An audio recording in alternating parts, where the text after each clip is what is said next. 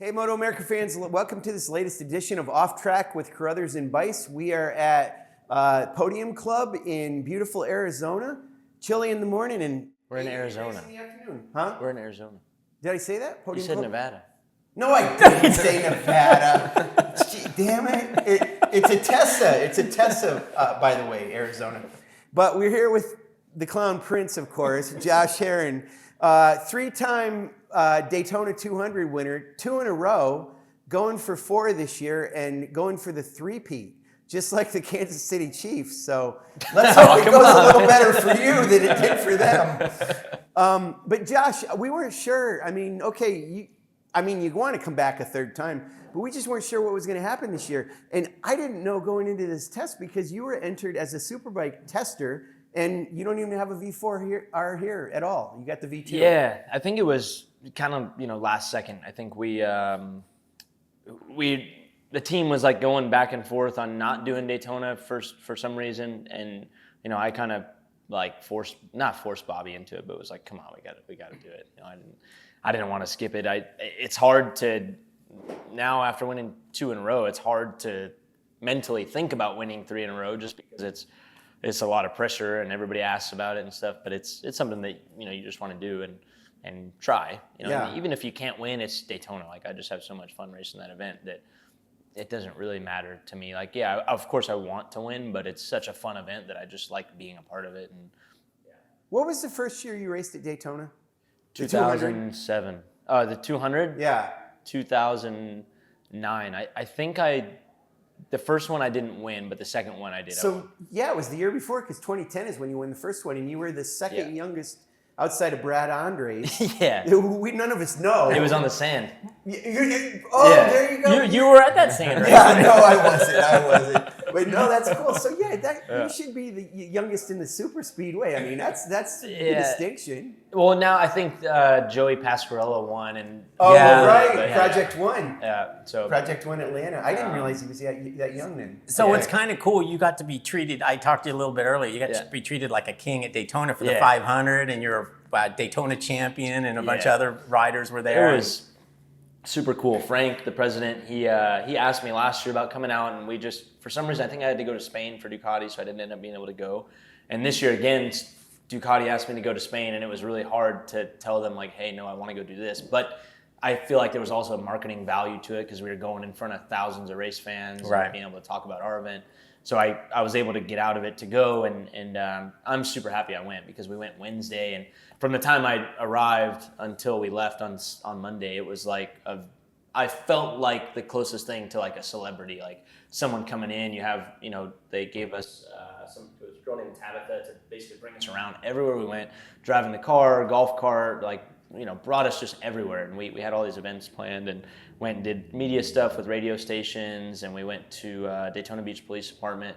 And I'm an honorary member of the Daytona Beach Police Department now. Oh, wow, get out of jail free card. Yeah, so that was cool. Got to go to the airport and meet all the pilots of the Thunderbirds.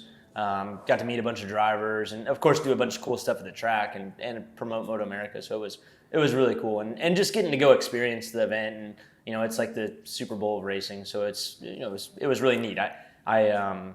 It's cool, though. Like, I got to do some question and answers on the stage in front of all NASCAR fans, right? And it's crazy to me how similar the demographic is, like in NASCAR to MotoAmerica, I would say. And even Supercross, like it's all kind of the same crowd, but they don't know anything about other sports. It's just like they just care about NASCAR, right? And so talking to some people about our race, it was interesting seeing them like not know much about it, but want to watch it now because they meet somebody or whatever it is. Yeah, it's cool. They have a little better understanding about it. It's funny though, I was telling Rachel, like during the question and answer sessions, most of the people that were like really paying attention were the wives in the crowd. Like for whatever reason, they just were way more into listening to the whole thing than the husbands were. Of course, we talked to a bunch of them, but yeah, it seemed like the wives were like super interested. Maybe it's because you had Kyle Wyman up there. It's definitely not because I'm good looking. It's Kyle Wyman, maybe. Oh yeah. Kyle Wyman, come on. And you got to be like 20 feet away from the president. I mean, not everybody gets to do that. Yeah. Politics aside, it doesn't matter what side you're on, like just being that close to the president's cool. Right. Sure. That's the second time now that me and Rachel have, gotten close to Trump, and, it was cool. I mean, we were we were like, Secret Service came in, like the event completely changed overnight. So we of course, we asked him because we heard he was going to come. They're like, well, we still don't know, but we have to have all this stuff in place just in case he does. And when they announced that he was going to come, Secret Service and TSA just took over the whole speedway. So every single entrance to the pits, to the main entrance, the pit entrance, everything was TSA, metal detectors. People were wanding every person that came in. They're bomb checking under the cars, looking in the cars, looking in the bags. So it was like this huge process when he came. There's snipers up on the top, up of the speedway, just looking down. And Secret Service came out, and the people that were like bringing it was like me, Ricky Carmichael, some flat trackers, Wyman, and they were like, all right, it's time for us to go. And me and Rachel knew he was going to come. And I was like, all right, all we're going to do right now is go up to the suite. Like, I'd rather just walk to the suite, and if I have a chance to be here, I want to be here. Like, all right, you can try, but you're probably not going to get close. And Secret Service was pushed us all back to a line, and there was only a couple hundred people that had the courage, I guess, or to stay because they were getting told to leave. So we just kept going to wherever the border of wherever they told us we could go was. And they pushed us back to the white line, and there was people that started going forward. So a guy came, he's like, hey, as exciting as this is, you guys just please, I'm asking you nicely, just stay behind the line. And you got people the media guys came in with the vests, and they started coming in front. I'm like, at that point, I'm like, you know what, man, I know you're media, but this is not for the race. This is for something else. Get out of my way. You're not cutting in front of me right now. And, but it was just nuts. Seeing, I don't know, just seeing that was pretty crazy. Cause I think people were expecting it, but they weren't sure. And seeing how much everything changed and how serious everything got, in a second was nuts. And that car is pretty gnarly that he showed up. Yeah, it was pretty crazy. And I didn't know that all those cars get transported on a bomber, a big plane behind him. So he took off in Air Force One, and then an hour later they loaded all the vehicles that it takes for him at every event, and they flew off. Oh, wow. And then they plan, I asked the guy about it, they will plan where, if they know he's going to an event again, that plane lands first, just like our trucks do for the races, right? All his equipment comes out of that. Wow, and all the Secret Service agents that had to come are from everywhere. It's not the same guys every time. They basically say hey, we need this many, and people just kind of sign up to go do it, and then they fly them in. Okay. It was insane. That's amazing. Yeah. Wow. Yeah. Back to the race. Yeah. The 200.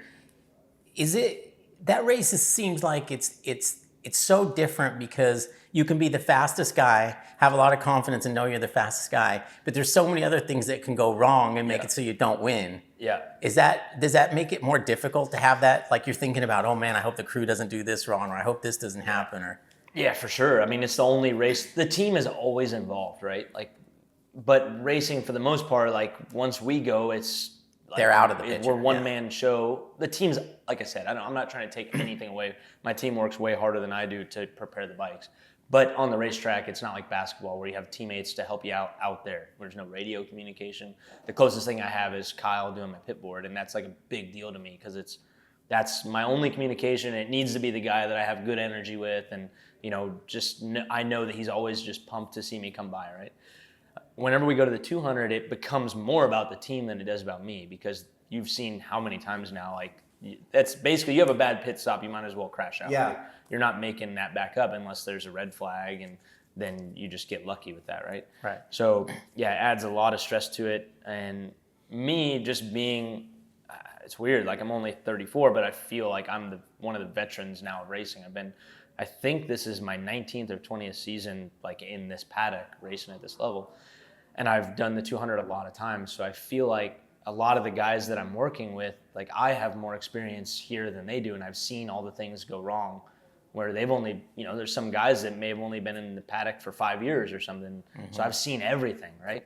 So I'm always trying to, I don't want to be that guy, but I remind them hey, I've seen a lot of things go good, a lot of things go wrong, seen different teams do different things, and I think, so it's cool being a part of that and getting them to practice more. Hey, we're not quitting until we do 3 9-second pit stops.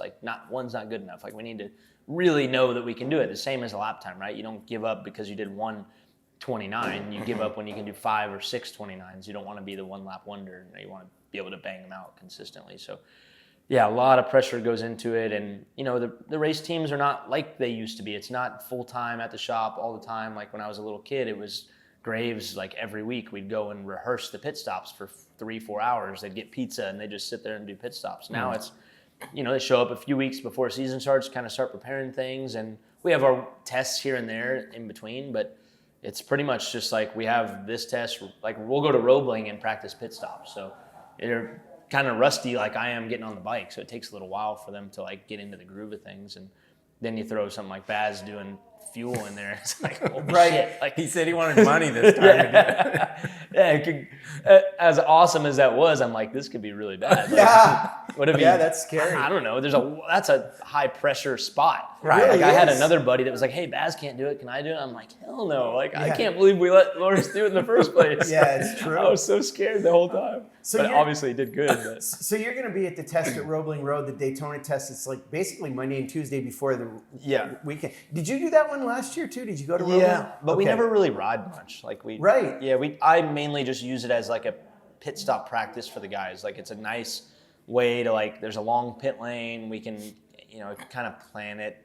I don't know. It seems similar to Daytona a little bit, and so we use that as practice. Is your crew basically the same this year as it was? Yeah, it's really cool. That's like the biggest thing for me. That's really huge for me right now is like the guys I'm working with. It's 3 years in a row now, so it's that's big. Like I haven't had that since when we were at Yamaha in 2012 and 13, and that was just 2 years in a row. So this is the longest I've ever been with the same group of guys on the same team. So that's cool. Yeah, it's huge. I got Danny and Max, the mechanics. Got Simone doing the data. Kyle's doing tires and pit boards still. Hong's doing computer. So it's the same group. There's new guys around us and that'll help with the pit stops. Like probably guys from Cam's team will come help out. But it's my core group of guys. It's like a little family. So that's I feel like a huge advantage. I mean, I never realized it before, but it's huge. Like I was talking to Max today. I was like, having you guys here, working on this bike, there's superbike mechanics, but they come and do the V2. And there was like a possibility that they weren't going to come to this test, and it was just going to be, guys that were working on Peterson's bike, whatever. And I just had this moment where I'm like, no, like my guys need to be here. Like, cause that's who I trust now. Like it's hard for me to trust other people because I'm not used to bouncing around from mechanic to mechanic. Now I know my guys, and like I want to know that they're touching my bike. You want them. Yeah, and you've had success with them, and there's a comfort level and all that. Yeah. So 2 things I want to know. The 200 you're racing in, and then you're going to obviously race the full season as defending champion Superbike. Are you going to run the number 1 at Daytona, and are you running the number 1 during the Superbike season? I don't think so it was weird, like 20, trying to think what year that would have been, that I won the Super Sport Championship was 22. Yeah. So then when we went into 23 Daytona, I was like, hey, I won the championship. Can I run number 1 at Daytona? And it was like a question like, oh yeah, I guess so. Like that makes sense. And then it was like, I didn't race Super Sport, so I was bummed because I won Daytona, so I wanted to run number 1 there. Yeah. But I had started the kind of like, whatever, like the winning the title the year before, you get to run Daytona number 1. So I couldn't then say, can I have number 1 because I won Daytona? Oh, yeah. gotcha. So I think Skoltz would technically be able to run it, but he's not running, so I don't know how that's going to happen. Right. I like running at Daytona. I never got to run the number 1 in my life except for there. I've won 4 championships now, and I've only ran a number 1 at Daytona. That's crazy. And for the Superbike season, I want to, but I'm still kind of up in the air about it. I don't really know because I've spent so long in my career now, like building the brand around my style of my number. Yeah. That I just feel like it's important to keep that, but I also feel like it's not fair to our team to not run the number 1, and I don't want to run my whole career and never run the number 1, especially with how much the Superbike title meant to me. I feel like it would just be really cool to do it. So yeah, you got to run that one. It is a tough one to figure though, because I mean, like MotoGP, they just continue to run their numbers no matter what, it seems like. Yeah, I feel like the branding behind it is like that's important. But I also have a lot of people that have been asking like, where are the number 1 hats? But my merch has kind of slowed down over the years. But still, I hate when people say, oh, a bunch of people. But I've had a handful of people ask me like, is there any number 1 hats or anything? Yeah. See, that's your chance to sell a bunch of number 1 hats, and then next year sell a bunch of number 2 hats. Yeah. You're here, and the bike here. It's black, but obviously it's a test bike, so it's going to be full livery for the Daytona 200. Yeah. And, and obviously probably red of some sort, right? I mean, that's the plan. Right now, we're up in the air on. We had this whole set plan on sponsors, but now it might be changing. Okay. I had leathers done, so it was going to be a blue and orange bike. Oh, now wow. Now it might be changing again, so I don't really know. Keep the leathers guys busy. Yeah. Oh, I think we're done. Leathers are going to be leathers. I'll either run last year's leathers if I have to, or we'll run the new pair. But yeah, they wanted our designs. Alpine Star's been getting more and more backed up with custom, the racer suits. Now they want orders by January or something. I need this to be able to be ready by Daytona, just because I got so much for GPs testing so much, and now they have test riders, and they're just trying to keep up with all those that, a lot of times they're you got to get your order in by January if you want to see. Yeah. Right. So I think I've asked you this before. I just don't quite remember. Do you consider the 200 an endurance race? It's the easiest race that we do, so it's hard. Right. It's an endurance race, yeah, because we're doing pit stops. But other You're not than switching your neck, riders, though. Yeah, so it's weird. I don't know. I mean, Okay, so it's let me a ask long you this. race for sure. Superbike race last year. Pick any of them. I don't know where it could be. Maybe Barber. Yeah. Okay. You get off the bike. You're tired. Yeah. Okay. Daytona 200. You get off the bike. Are you super tired? As tired as you No. were in a superbike? It's just your neck, just from Oh, sit- right. Because there's Yeah. a lot of chill. Yeah. I mean, as It's- chill and as it it's can be at easy, 180, but Yeah, even turn one's hard braking, but you're leaning, so you're not on the brakes, I guess, because you're a little cautious of having that much lean and braking because it's a long, you're turning the whole time while you're braking. So there's only a couple hard braking zones, and there's not any S's or anything, so it's not it's just not a difficult track. And then yeah, we run I don't know the percentage of the banking, but we're 80% of the banking, maybe Right. 90%. I don't know. Yeah. I was looking at it when we were in the suite for the 500, we were really high up, and I'm dang, we use almost the whole. yeah, it's thing. just Almost like all this of it. bit, isn't it? Yeah, it's just the space of the chicane, and then from 1 to 6, but it's literally maybe 100 or 200 yards that we don't use right there. So Yeah. you get a lot of time. So your neck is just you're constantly. It'd be one thing if we were always like this, but when you get in the banking, you're lean, so you're turned and trying to look up, and it just ends up. That's the worst part. Yeah. And now the pit stops are so fast, you don't really have time to drink. So unless you have a Camelback in, but Camelbacks are hard because just taking riding a bicycle, right? Just the time it takes or the effort it takes to drink sometimes Right, it's your heart not rate worth it. spikes. And, Right. yeah, if it doesn't work, you panic. So it's I don't like running the Camelback. So the water is you have 3 seconds to drink basically because you get off. By the time you grab, they're already got the wheels off, Right. And you're trying to focus. So sometimes you just don't even want the water because you'd rather just be focused on what's going on. Yeah, that makes sense. One of the things we have to talk about, and like I said, when I saw you talking to... Are you gonna let Paul ask any questions? He will. I'll let You him wear him should ask this one. You know where I'm going. No, go ahead. No, it's the one I only found out by listening to him being interviewed. you do it. Okay, the dude, I don't remember the guy's name, the actor that you were talking to, and you're talking about him. He's got a Honda Fury and a. Oh yeah. Okay, and then out of the Superhero blue, here it is. He points over at Rachel, and you said, "Oh yeah, she's having twins." I'm like, "What the hell? I didn't know you're Yeah. having twins." Yeah, we posted. I showed you the video. We I posted know, that and I maybe a missed month that. before, but people don't like me enough to watch the whole video, or Instagram's made it to where your attention span is 2 seconds, so Yeah. you don't watch the whole video anymore. But yeah, we found out that it was cool because I won the championship at Jersey. We went to the casino Monday, and then we flew home on Tuesday. And Tuesday night, we'd been trying to get pregnant for over a year, and Tuesday night we found out we were pregnant. So it was just Oh, perfect. yeah, it was the craziest timing. I felt like that was the best year of my life. We won Daytona. We won the race. Griffin got to go to a lot of them, or won the championship. Sorry, and then we got home from celebrating, and then found out. So it was it just was really cool. And but we kept it to ourselves for a while until Rachel started showing. Yeah, and, makes sense. And twins, obviously, she's showing even more. So it was getting to the point where people were going to start picture. cursing. She's so small. She's tiny, and they have twins in there. Yeah, My she's goodness. She's got to be stacked or something. Yeah, something one on top of the other. She's maxed out right now, and Griffin was almost 8 pounds when he was born. He's 7 pounds 10 ounces, and right now they're both still. One's 1.6 pounds, one's 1.5. and she's like maxed out. So she's still got another 10 pounds of just in baby. So I don't know how it's amazing. Wow. Somehow it works. Yeah. And you're going from, you know, a little boy to like a family of 3. Yeah. And Building a race team. 2 girls. That's incredible. Yeah. And I mean, do you have the names picked out, or, you know? Griffin has the names picked out.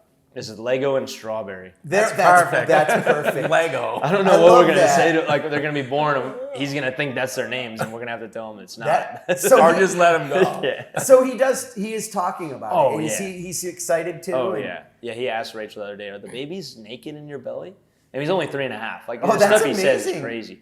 And then, babies naked in your belly, Mommy? She's like, yeah. He's like their wieners and everything? And she said, so then she had to explain to him they're not going to have, you know, the same parts as you.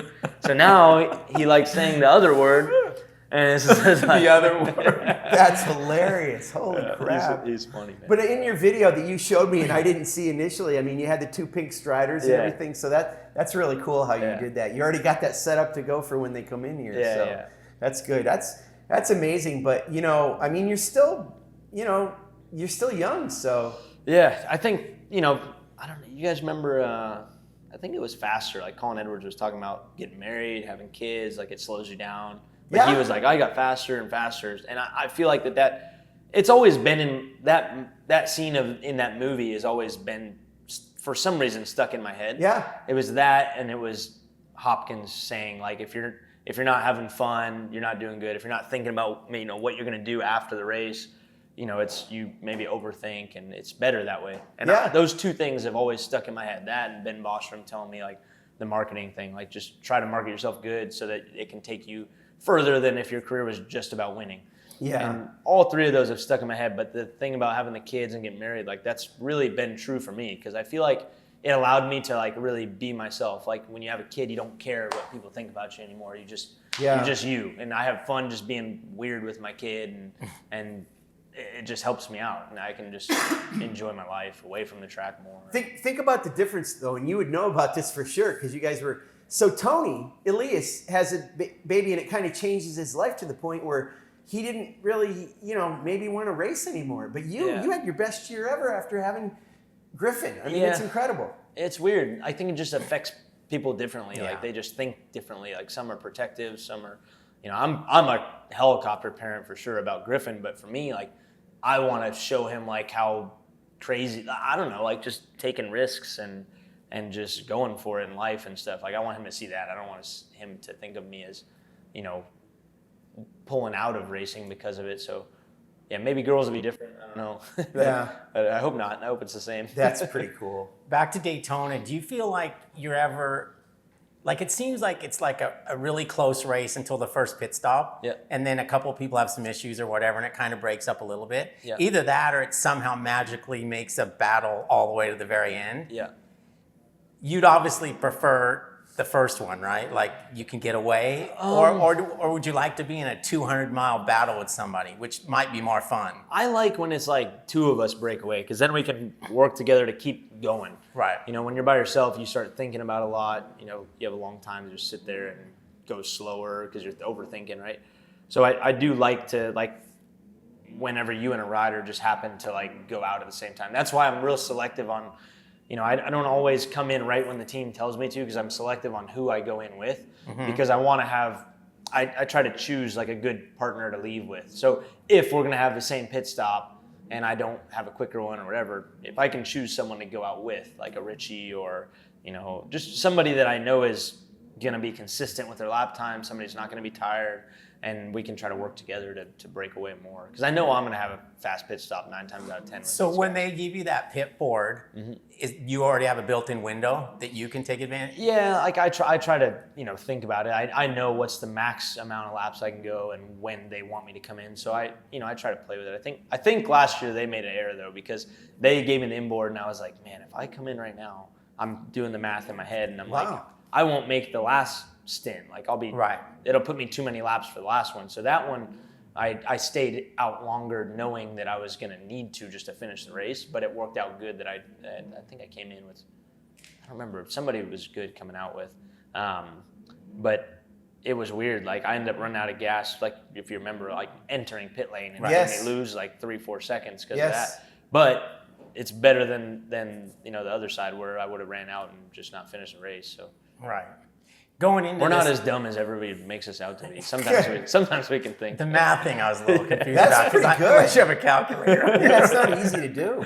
That's impressive. So going into this thing, I mean, it's like the grid isn't as robust as we'd like it to be with like the top level stars, and Yeah. probably a lot of that's because it's maybe not a round of the championship, and maybe it should be, and maybe that's something we're going to change. I don't know, but did you look at anybody in particular? Like I would think Richie Escalante, for example. You've had good battles before with him. Obviously, the time when you guys had contact and he crashed, and I'm sure he wants to make up for that somehow. But is that who you'd look to, or at that point is it just a bunch of guys still? Yeah, I think it was interesting last year seeing Richard Cooper be up there. Like, Yeah. that was somebody where I'm like, all right, I wasn't expecting, and I don't know what his pace was just by himself. That was when we got in a group. Like Posh is the last couple of years has not really been there, but then he is in the race. Like the drafting, he's good at, and he's good at just strategy, sitting in the back a little bit and waiting. Which I don't know if last year if he was like thinking about it or if he was just that's his pace and he was just holding on. But there's different guys, right? There's guys like Tyler Scott or Richie that just want to go. A lot of times it's the younger kids that just want to go because they just don't think about it a lot. But yeah, like I said, I try to come up with like somebody that I think would be smart in a bunch of categories on the track, right? Like someone who's not going to crash or is less likely to crash, someone who's does consistent lap time, somebody who will draft with me and not pull up on the side of me and try to just race. Right. Someone that's not going to get tired, someone that's not going to really like I said, racing, like battling, doing dive bomb passes, stuff like that. So yeah, you definitely think about it. I mean, for me this year, yeah, Richie's probably the best option for me, or Sean Dillon Kelly. Sean Dillon Kelly will probably be pretty good because He's not doing it. Oh, he's not. I will. I asked the team. They said they didn't know, honestly. But the guys he told are me here. today he's not. But he Okay. said the way things are going, anything could change. Yeah. So. Yeah. He But wasn't somebody sure. like that, right? Like I mean, like Tyler Scott's, he's really fast, but he's not a rider that I'm like, yeah, all those boxes check, and I feel confident about it. He's one of the guys that I'm like, I don't really want to. Take, because Daytona is all about, it's a championship. Like you think about it, it's like a mini championship. Like you got to put all the puzzle together and make it work. So Yeah. you definitely think about that stuff. And you want to find someone with a fast bike because you don't want to be just towing them around. You want someone that you can build off of. Like the 750 is a little bit quicker than mine, I think. I know people will comment different things or data may show something, but the gap that I see, like third, fourth, fifth, takes me a while to reel him back. So if we come out of the corner the same and he gets that jump in third, fourth, fifth, but then I can suck back up to him, that's me using that, like I'm using that to my advantage. So those are all things that I look at. Okay, so here's the thing with you. Chance to do 3 in a row. Chance to do 4. Yeah. It's amazing how you get past 3, which was Mladen and Kenny Roberts. Do you know who else has won it 4 times? I think 4, I mean, I know Duhamel and Russell are 5, and I think Eslick's 4. You're right. Yeah, your old nemesis. knows this stuff. Your old I know, that's why I asked him. Your old nemesis, Danny Eslick, it's kind of funny that you can actually tie him. Does it seem, I mean, it's amazing to me that all of a sudden here you are, chance for 4 of them. Yeah, it's incredible. weird. I mean, it's the same thing with titles. Like, I think about that a lot. Like, especially this season, I'm like, dang, like, man, you won 4 titles. Like, because I don't know, a lot of riders, they beat up on themselves. Yeah. Like, I do that a lot, and it takes a lot for me to not do that. So looking back now, I'm like, man, it's cool that you won 4 of these. Like, just talking to my dad and being like, would you have ever expected that? Like, there may be times where you're like, we hope we get the GP or something, but just doing what we've done is like, it's a big deal, I think. And you forget about it because it seems normal. And maybe the series it has its ups and downs where one year was easier or one year was harder, but it's still a really cool thing to do. Yeah. And they're never Daytona. completely easy. No, never. Right. Yeah.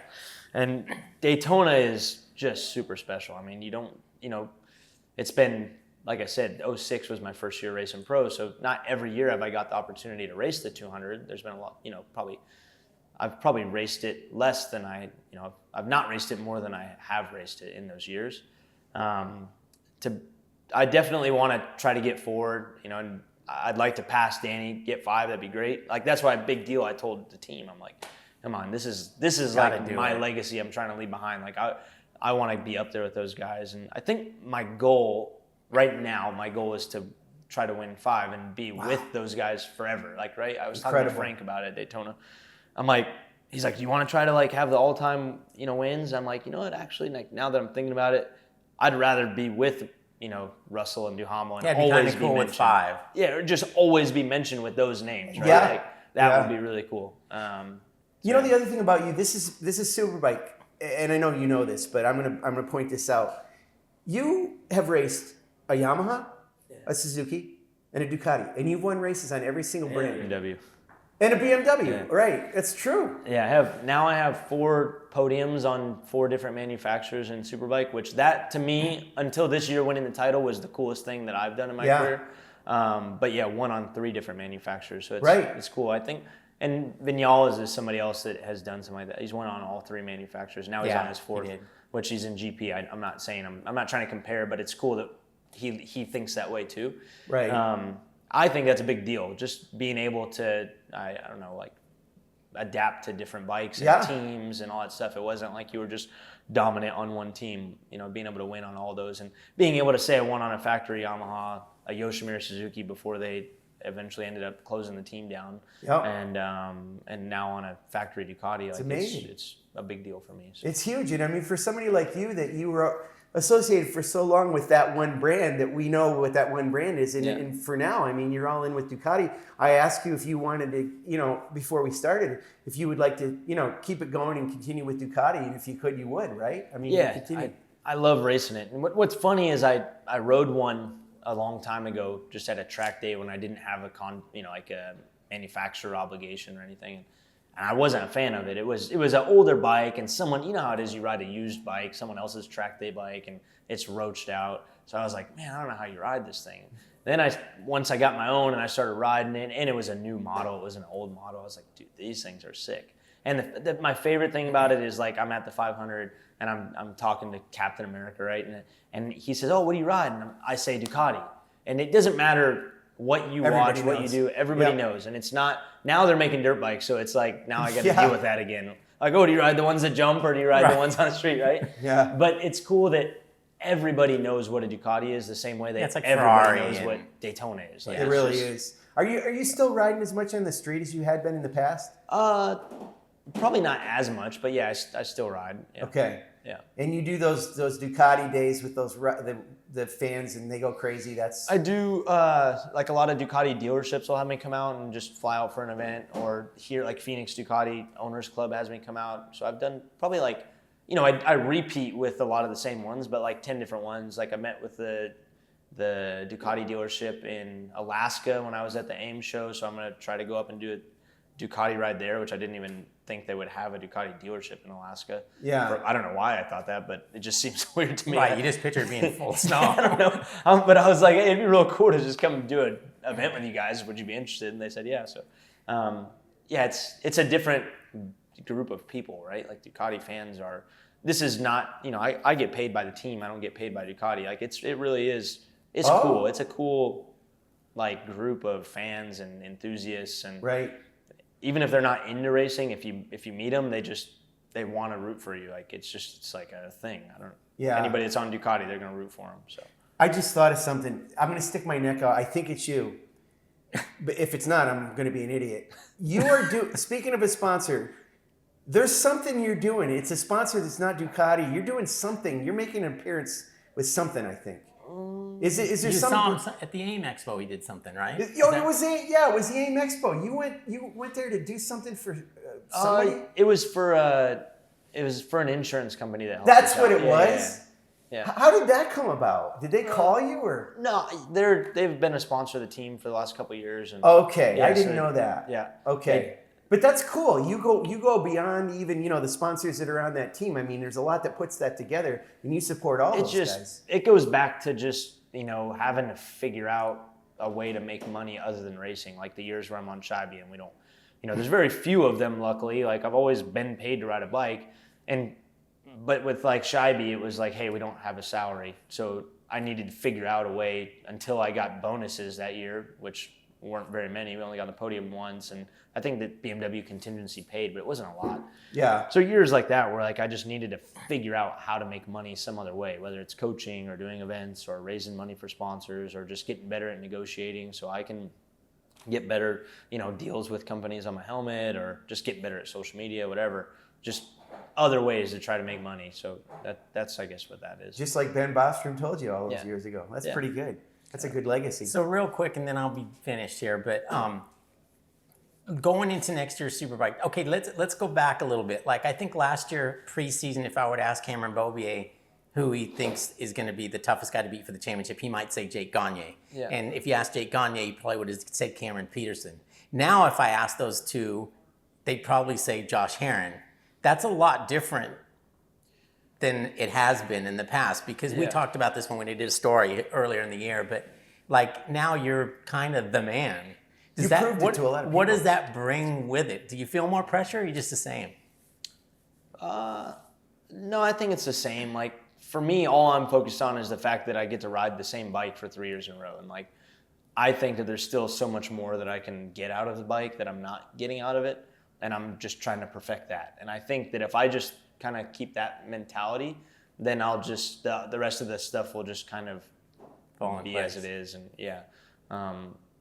because like just like I said earlier, getting to work with the same guys on the same bike and just everything be the same, it just makes it that much easier. It's like raising Griffin, right? As much as things are changing because he's changing as a person, we're getting better at being parents because we're getting to do the same thing with our same son over and over and over.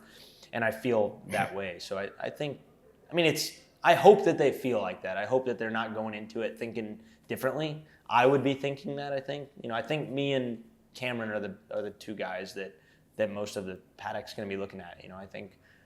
I think that's who I'm going to be racing most of this year. I think the other guys are going to be fast, don't get me wrong, but I think we have the advantage. Consistently. Yeah, right now, I don't know what the times were today, but I saw Beaubier and behind the Yamahas for most of it, but they also come here all the time. Yeah, they do. I think this was Cam's first day ever here. So It was, yeah. the times kind of lie from the test today in a way, and I think that the BMW and the Ducati will still be the bike to beat. And I think if you asked anybody in the paddock, they would want to have my bike because I won, so they think it's the best bike, which I think it's the best bike too. But of course, I think even the guys that have the other top Superbike rides, I think that they would choose my bike. So that's what makes me feel good. Yeah. Maybe they don't think it's me, they think it's a bike, whatever it is, I have it, so Right. I'm happy. Right. But did that bug you at all today that you're on the V2 and you'd be, damn, I wish I had that V4R and I could just show these guys? Yeah, it did a lot because I used to love the V2 and I didn't like riding Superbike, but now I've fallen in love with riding Superbike because of this team and the bike. And now I want to ride my Superbike. Like this bike to me is like It's a yours. little boring, and I feel like I'm taking a step down when I do Daytona, even though it's fun and I like the event. Like I want to be on the Superbike. Yeah. I even was talking to Aspen. I'm like, can't we just do like 8-lap sprint races and bring Superbikes back? Like I just want to go 200.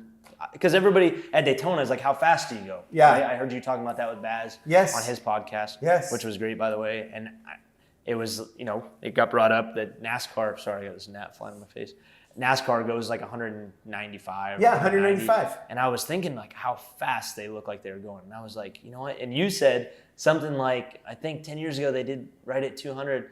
I was thinking 12 years ago, I did 208 miles an hour at Daytona. Holy smokes. Yeah. And now I'm like, dude, we could probably go 215 miles an hour. I think or you're right. faster. Yeah.